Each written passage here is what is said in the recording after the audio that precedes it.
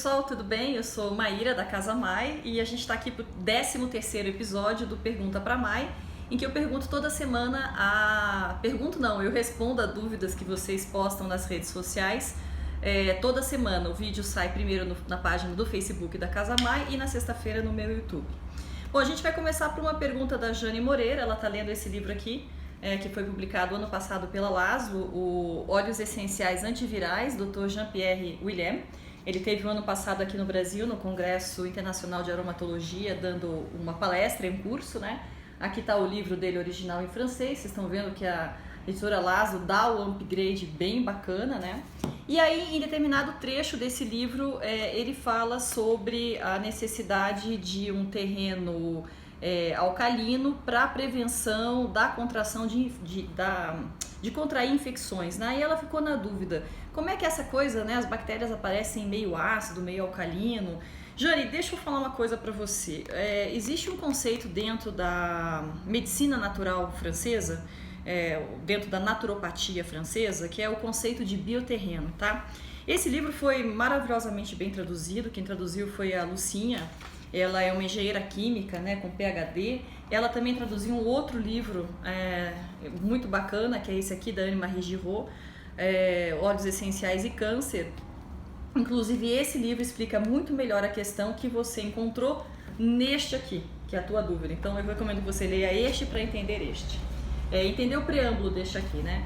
Então, como eu estava falando, esse conceito de bioterreno, terrain em francês, ele é bem caro à medicina doce francesa, à naturopatia francesa, e surgiu a partir de umas pesquisas que um engenheiro de hidrologia, hidrólogo, né, um cara que estuda as águas, chamado Louis-Claude Vincent, fez e publicou em 1948. Partindo até de algumas pesquisas anteriores de um médico francês do século XIX chamado Claude Bernard. E aí então o que o Louis-Claude Vincent pesquisou, ele saiu pela França, né, fazendo amostras das águas minerais, né, para verificar depois se existia alguma coisa nas águas que determinada população consumia e um certo padrão de doenças que iam existindo naquelas comunidades.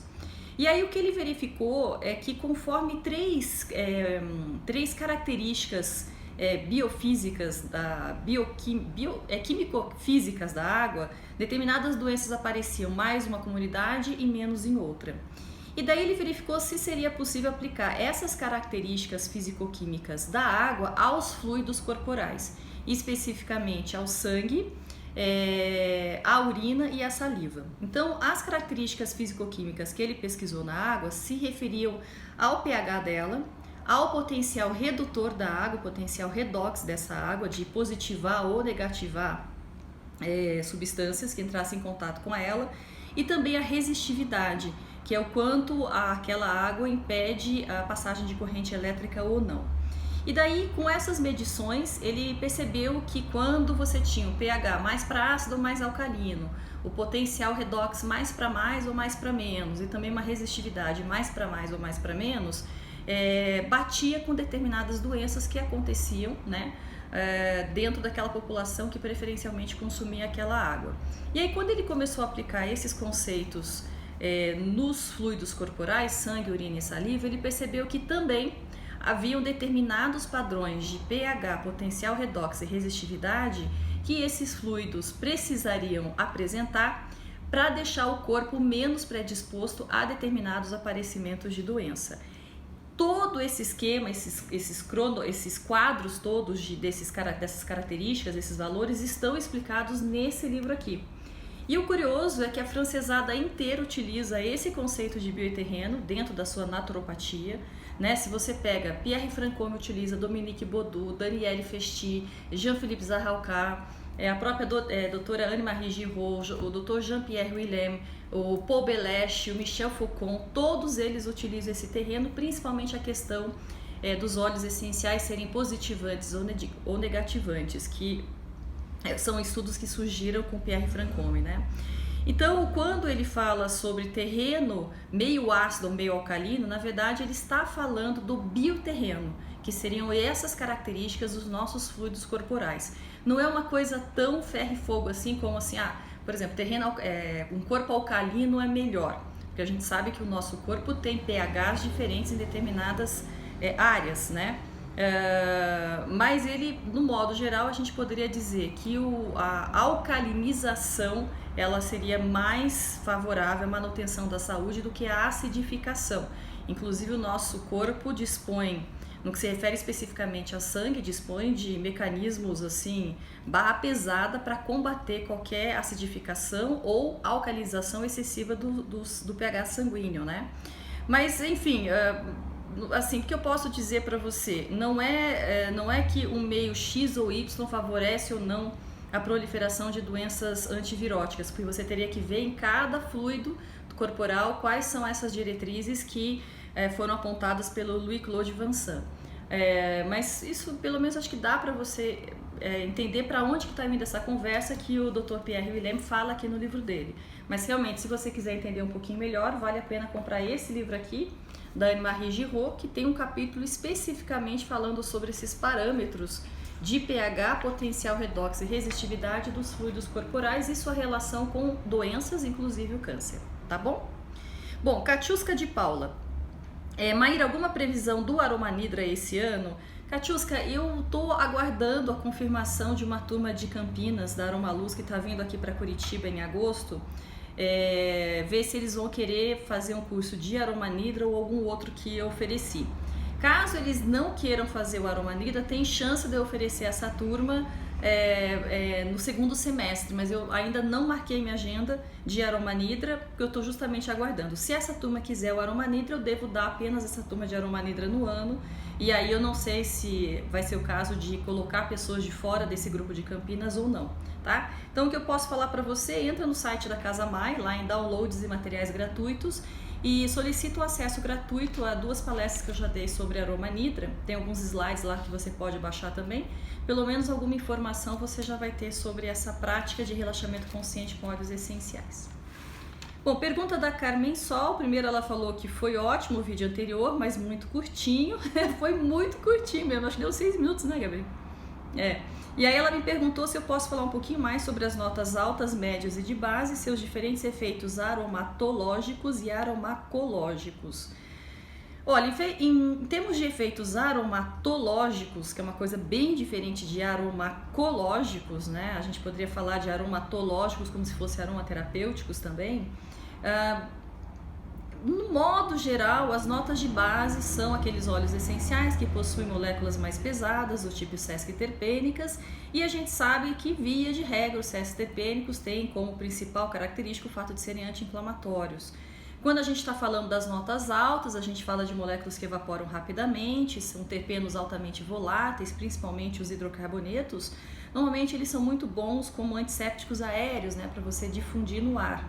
E as notas médias, elas possuem uma gama de propriedades aromaterapêuticas muito variada, né? Agora, em termos de efeitos aromacológicos, que é o quanto essas notas interferem temporariamente no comportamento humano quando inaladas, como a gente tende a classificar os amadeirados e os resinosos como notas de base, como a gente tende a classificar os cítricos, os herbáceos e as coníferas como notas altas, e como a gente tende a classificar os aromas florais, especiados e frutados como notas de base, a gente poderia dizer que os aromas de base não, notas médias, né? A gente poderia dizer que os aromas amadeirados promovem, em termos de aromacologia, mais introspecção, interiorização, quietude, aterramento. As notas altas promovem mais extroversão, expansão, criatividade, curiosidade, e as notas médias elas estariam talvez trazendo um pouco dessas desses dois hemisférios, mas focando bastante também no autoconhecimento, na autoestima, né? Focando um pouco também na percepção que você tem até da sua afetuosidade. Em termos bem gerais, né, Carmen? Porque, aleluia, né? Óleos essenciais têm centenas de compostos, né? Mas, mais ou menos é isso aí que a gente poderia falar. Bom, Carole H. ou Hetzen. Muito legal, faz mais nesse formato com os alunos, né? Só quando tiver aula, viu, Carole? E aí ela tem duas perguntinhas. Primeiro, os óleos vegetais podem ser conservados na geladeira? Podem. Podem, e alguns óleos vegetais graxos devem ser conservados em geladeira. Sobretudo aqueles que são mais ricos em ácidos do tipo ômega 3, tá? Que é o caso, por exemplo, da linhaça e o caso também da rosa mosqueta. Seria quase que obrigatório você manter o óleo prensado da linhaça e rosa mosqueta dentro da geladeira para poder se conservar mais facilmente. De modo geral, todos os óleos vegetais graxos você poderia deixar em geladeira. A gente está falando aqui dos óleos graxos de primeira prensagem, né, que são aqueles utilizados como carreadores dentro da aromaterapia. Não estou falando em óleo de prateleira de supermercado. E a gente conserva em geladeira justamente porque eles tendem à rancificação. Alguns óleos de primeira prensagem se conservam melhor fora da geladeira, né? Azeite de oliva, por exemplo, germe de trigo, eventualmente, são óleos que têm uma quantidade de vitamina E, que é um antioxidante bastante interessante. Agora tem óleos que são muito frágeis, você pega a semente de damasco, você pega maracujá, todos esses são, a semente de uva, ainda mais quando ela é refinada, são óleos muito propensos à rancificação. Então vale a pena de fato colocar dentro da geladeira. E alguns outros óleos, como é o caso, você vai pegar um óleo de rícino, talvez não fosse tanto o caso de manter na geladeira. Você pega os óleos de coco, esses se rancificam muito dificilmente, talvez não fosse o caso de colocar na geladeira. Mas na verdade, em se tratando de óleos essenciais ou óleos vegetais graxos, friozinho, inverno nunca é demais. Então pode colocar. Alguns vão se solidificar, aí é bem tranquilo, você deixa a temperatura ambiente um pouquinho, ou então frita nas mãos se o frasco for pequeno e eles já entram na fase líquida e você consegue utilizá-los normalmente, tá? Bom, outra pergunta dela, eu comprei o óleo de eucalipto, mas ainda não usei, com medo do cheiro ser forte. O cheiro realmente é forte, mas vi que Vaporub também é, e Listerine também é. Eu gostaria de pingar uma gota dentro do box do banheiro durante o banho para abrir a respiração, porque eu tenho rinite. É certo fazer dessa forma? O que você sugere? É super certo e super legal. Eu chamo isso de sauna box, né? Porque o que acontece? A francesada dá muita indicação de utilizar óleos essenciais em banheira, mas a gente não tem banheira no Brasil. Então, na verdade, a gente aqui tem que adaptar, como a gente sempre faz, o nosso jeitinho brasileiro, né? Então eu falo, pega o teu frasco de óleo essencial e taca na parede do box, taca na outra, taca na outra. Não taca diretamente no chão, porque é mais fácil da água levar para o ralo. E aí quando você liga, né, normalmente a água está um pouco mais quente, facilita a evaporação do óleo essencial e você tem aquele benefício. Eu usei muito com as crianças quando elas eram menores, alguns óleos, né, que a gente pega para respiração, né, o tea tree, Ravensara quimiotipo cineol, e colocava assim no box do banheiro, né? Mas você pode fazer isso a princípio com qualquer óleo essencial, só tome cuidado com os óleos que são muito irritativos para a pele, como é o caso de canela, o caso de cravo da Índia, tomilho timol, tomilho carvacrol, orégano. A parada é meio complicada. Mas entre esses outros óleos que são mais sossegados de você fazer inalação, fica uma delícia. Dá um cheirinho, né? Gostoso. Outra dica, utilize sabonetes, né? Sabões artesanais que são aromatizados com óleos essenciais. É uma outra maneira de você fazer uma aromacologia durante o seu banho, né? Claro que às vezes tem uma questão assim de sustentabilidade, se vale ou não vale a pena você colocar 33 gramas de óleo essencial para 1 kg de barra de sabão. Eu atualmente tenho estado mais contra utilizar óleos essenciais em sabonete feito pelo método Cold do que a favor. E aprendi isso com a minha querida amiga e mestra Beth Bacchini. Mas, falando em termos de sauna box, liberadíssimo, tá? Débora Marilac. Oi, Mai. Oi, Débora. Queria saber se posso trocar o bico dosador que vem nos frascos dos óleos essenciais por aqueles com aqueles conta-gotas de vidro. Isso interfere na conservação? E aí ela diz assim, que ela fica arrasada porque ela quer 3 gotas e cai 10. Ai, olha, deixa eu contar uma coisa pra você, Débora. Anos atrás, tinha umas 2 marcas brasileiras de aromaterapia que tinham o bico dosador, né, a tampa, o gotejador, né, que vem embutido no frasquinho do óleo essencial, com um calibre muito largo. E aí a gente encheu muito o saco para eles trocarem esse calibre, porque realmente uma coisa que é fundamental dentro de aromaterapia é você ter precisão no gotejamento. Eu andei verificando das empresas que estão comercializando hoje aqui no Brasil, e atualmente uma que está com gotejador, que tem um calibre relativamente largo, é a Doterra. E eu até já comentei isso com alguns colegas meus que são representantes e falei, enche o saco na empresa, porque gotejador com calibre largo, em primeiro lugar, você gasta mais gotas do que você deveria, então não é sustentável nem ecológico. Em segundo lugar, você não tem precisão na posologia, e isso pode ser uma coisa complicada quando a gente está falando com os públicos de exceção.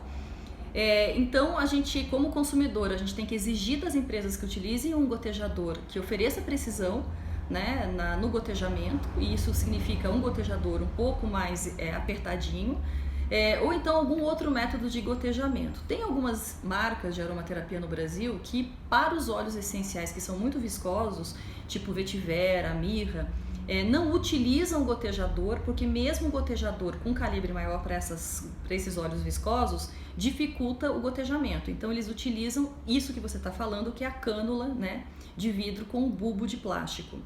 O problema desses bulbos é que eles são feitos de borracha. E a borracha reage com a evaporação do óleo essencial. Então a tendência é que essa borracha vá ficando inteirinha corroída, porque os óleos essenciais, na sua maior parte, eles são cáusticos, né? Eles corroem de fato, reagem com material plástico. Então você talvez tivesse que recolocar uma cânula, um bulbo, né, novo de tempos em tempos, para evitar realmente que essa borracha comece a derreter. Ela literalmente, ela derrete desse jeitinho. Ainda mais se for um cítrico, é impressionante. Ela vai ficando com a cor do cítrico em questão, prensada, e daqui a pouco ela está derretida. A possibilidade seria você encontrar o bulbo de silicone, mas não é fácil encontrar isso no Brasil. Eu sei de algumas empresas que buscaram o bulbo de silicone para colocar dentro dos óleos essenciais e não encontraram. Agora, outra solução que você pode fazer é uma solução que a gente utiliza na perfumaria. Você compra aquelas pipetas de plástico que são descartáveis, e quando houver uma necessidade de fazer um gotejamento com uma precisão para posologia, você utiliza, abre, né, o gotejador, né, primeiro higieniza sua mão com álcool 70, a tampa, aí você abre o gotejador, e aí com essa cânula, com essa pipeta de plástico calibrada, você tira as gotas que você necessita. Infelizmente é plástico e essa pipeta vai ter que ser descartada, o que é complicado também do ponto da sustentabilidade. Mas então a gente fica meio que no mato sem cachorro. O melhor realmente seria que os gotejadores pudessem de fato ser com cânula e bulbo, né? Esse bulbo de silicone, para evitar qualquer tipo de reação. Até lá, enche o saco das empresas para que elas coloquem gotejadores de calibre estreito, porque isso é uma atitude de responsabilidade e também de sustentabilidade. Vamos lá, Aline Cândido. Mai, quero saber se os óleos que não vêm escritos como orgânicos fazem algum mal, pois tem muitas marcas bem conhecidas que não são orgânicas. De fato, Aline, nós consumimos muitos óleos essenciais que não são orgânicos. Olha, esse assunto ele é polêmico, né? Como diz polêmico, controverso, como diz a Paola Carosella, polarizante.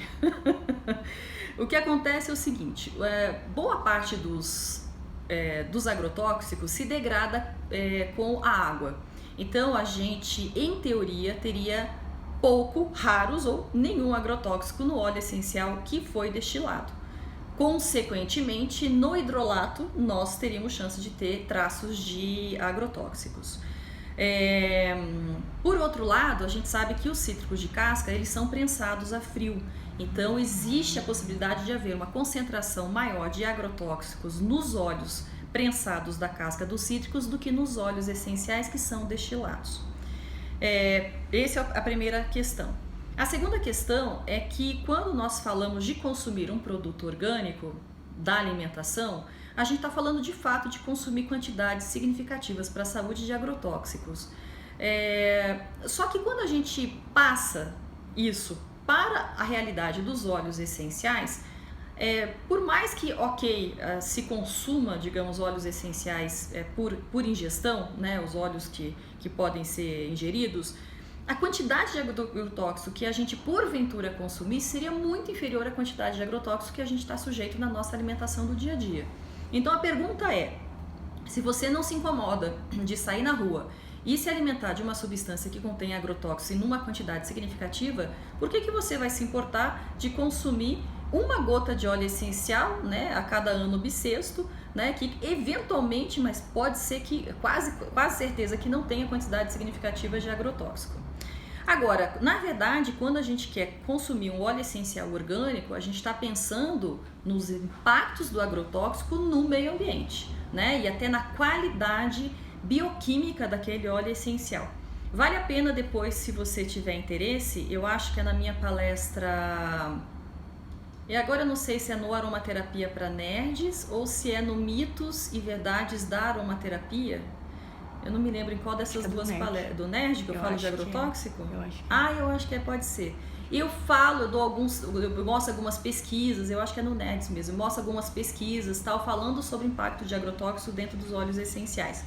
Então, quando a gente decide consumir óleos essenciais orgânicos, a gente está muito preocupado com o impacto ambiental dos agrotóxicos. A gente sabe que alguns agrotóxicos também, eles podem elevar ou diminuir a quantidade de ácido chiquímico nas plantas, que é um precursor para algumas moléculas que a gente encontra dentro dos óleos essenciais. Além de você ter toda uma desestabilização, né, das cadeias orgânicas, biológicas e tudo mais de uma plantação e do seu entorno quando há utilização de agrotóxicos. Agora é bom que se diga uma coisa, o seguinte: existem alguns óleos essenciais que eles são obtidos de plantas que crescem em estado selvagem, né, que vêm para nós através de um processo de extrativismo. Copaíba é assim, olíbano é assim, né? Breu também é assim. Então, essas plantas, elas estão lá na natureza. Imagina, uma copaibeira está lá enfiada no meio da floresta amazônica, uma árvore de olíbano está lá enfiada no deserto de Omã, lá na Somália, sei lá o quê. Não faz o menor sentido você exigir um selo de orgânico para uma copaíba que está enfiada lá no meio da floresta amazônica ou um olíbano que está enfiado lá no deserto de Omã. Porque evidentemente que ninguém vai sair com um negócio nas costas de veneno e vai olhar uma copaíba de 20, 30 metros de altura e falar assim, deixa eu tacar um veneninho aqui para poder proteger a copaíba. Não, ela já está lá no meio da natureza. Então esses óleos que são de extrativismo não tem selo orgânico e não vai ter. Agora esses poderiam ter um outro selo que seria o selo de sustentabilidade. E também um outro selo que seria um selo de Fair Trade, que é quando você tem certeza que a comunidade extrativista comercializa esse produto do extrativismo conforme regras de um comércio justo. Isso nós estamos, assim, zero no Brasil. Realmente zero, zero, zero, zero. Ninguém se preocupa com Fair Trade. Muito poucas entidades até tem conhecimento de... Não sei se está saindo barulho a hora que eu estou mexendo aqui. Nem tem conhecimento de que exista esse extrativismo para a produção de óleo essencial. Em termos de óleos vegetais graxos, a gente sabe que existem algumas campanhas, como por exemplo o Palm Free, né, Palm Oil Free, Free Palm, sei lá como é que é a extração do óleo de palma matando as florestas de orangotango, se eu não me engano é na Indonésia. A nossa palma vem aqui do Nordeste, então a gente está meio tranquilo com relação a isso. O argan tem também algumas iniciativas, porque argan é um óleo de extração, né, de extrativismo, e é a fonte de renda para muitas mulheres não me lembro exatamente qual que é o país lá no continente africano que cultiva o argan, mas a gente está muito longe dessas preocupações aqui realmente no Brasil. Agora, vale a pena ter o selo orgânico? Sempre. Eu acho que sempre. Quanto mais orgânico, melhor. Agora, realmente, se você consome comida que não é orgânica, não é com óleo essencial que você vai ficar preocupado. Em termos de saúde, apenas em relação à ecologia mesmo. Agora aqui eu acho que é para eu agradecer, né, Gabi? Carol, Aide Gomes, Eliette, Shimonek, Katiuska Pereira, Thelma, obrigada pelo apoio, pelo incentivo. E vamos para uma última pergunta da Samantha Scarlett Dazan, que é minha aluna, né?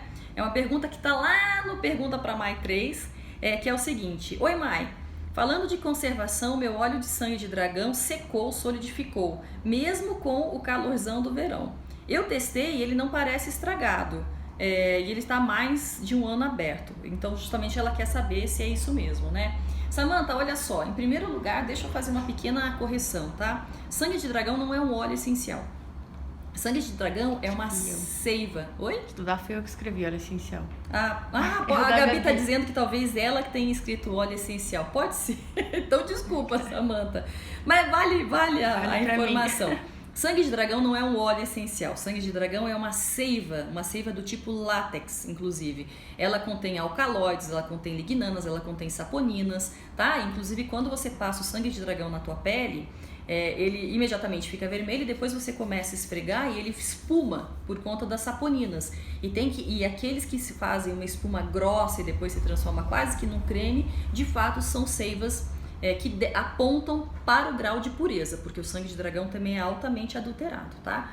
E a adulteração de sangue de dragão não é feito com óleo vegetal, porque o sangue de dragão ele é hidrofílico, ele não é lipofílico, né? Tanto que a gente misturar sangue de dragão numa base oleosa não é. A gente tem que misturar num gel, tem que misturar num álcool, né? Ele se dilui em água. Então o que acontece? Pode ser que, como ele tem um volume de água relativamente grande, pode ser que essa água evapore com o tempo e aí o que você vai ficar vai ser só realmente com esse látex no fundo do frasquinho, que vai ficar solidificado, pelo menos com um aspecto mais de cristalizado. Eu tenho 2 sangues de dragão aqui há muito tempo comigo. Eu tenho um da Laszlo, que está fechado na geladeira, e eu fui até conferir agora antes de responder a tua pergunta, e até mandei uma pergunta pro grupo do Ibra para saber se as meninas já tinham tido alguma experiência de sangue de dragão solidificado, porque o meu está completamente líquido e o meu ele já tem alguns anos. Por outro lado, tem um sangue de dragão da Terra-Flor, e esse sangue de dragão da Terra-Flor, ele não é no frasco tradicional de óleo essencial, ele está armazenado, porque também é um sangue de dragão antigo que eu tenho. Eu nem sei se a embalagem deles agora já mudou. E é com aquela cânula que tem um bulbo. Então, e esse está solidificado no finzinho. Então, o que eu imaginei que aconteceu? Como a vedação do frasco normal deve ser um pouco melhor e como ele tem um conteúdo de seiva bem maior, ele permanece líquido. Ao passo que esse meu da Terra-Flor, ele já estava com quase nada de seiva. O frasco é esse de gotejador, então eu posso imaginar que realmente ele cristalizou no fundo porque houve perda de água por evaporação. Mas a princípio não é para estar estragado, tá, Samantha? Faça aí um teste cutâneo, vê se espuma. Eu nem sei como é que seria um sangue de dragão estragado, para falar bem a verdade, né? Agora, fica a dica, então é um látex, não é um óleo essencial destilado. Que mais, Gabi? Acho que é só isso. Deixa eu fazer um convite para vocês, aproveitando o ensejo. Nesse sábado, dia 2 de fevereiro de 2019, das 9h30 da manhã às 10h30 da tarde, a Abraroma vai oferecer um evento online ao vivo no Facebook dela. O Facebook da Abraroma é abraroma.brasil, que se chama Diálogos Técnicos Científicos. E nesses diálogos técnicos científicos a gente convidou 3 especialistas para falar sobre absorção de óleos essenciais. A Adriana Nunes, que é uma química com um doutorado em ciências farmacêuticas, o Dr. Guilherme Oberlander, que é um médico pioneiro na utilização de óleos essenciais já nos anos 90 dentro da clínica médica, e a Marcela Machado, que é uma farmacêutica especialista na China em acupuntura, massoterapia chinesa, mas também pesquisadora e orientadora de pesquisas, né, com óleos essenciais nos cursos de graduação de cosmetologia estética e naturopatia em Santa Catarina. Então, uma química, um médico e uma farmacêutica estarão conversando sobre absorção de óleos essenciais nessa live promovida pela Abraroma, que se chama Diálogos Técnicos Científicos. Então, neste sábado, dia 2, das 9h30 da manhã às 10h30 da tarde, você abre o Facebook da Abraroma, abraroma.brasil, e lá estaremos nós discutindo sobre absorção de óleos essenciais. Acabou, né? Quanto tempo que deu? Beijo. É um monte, né?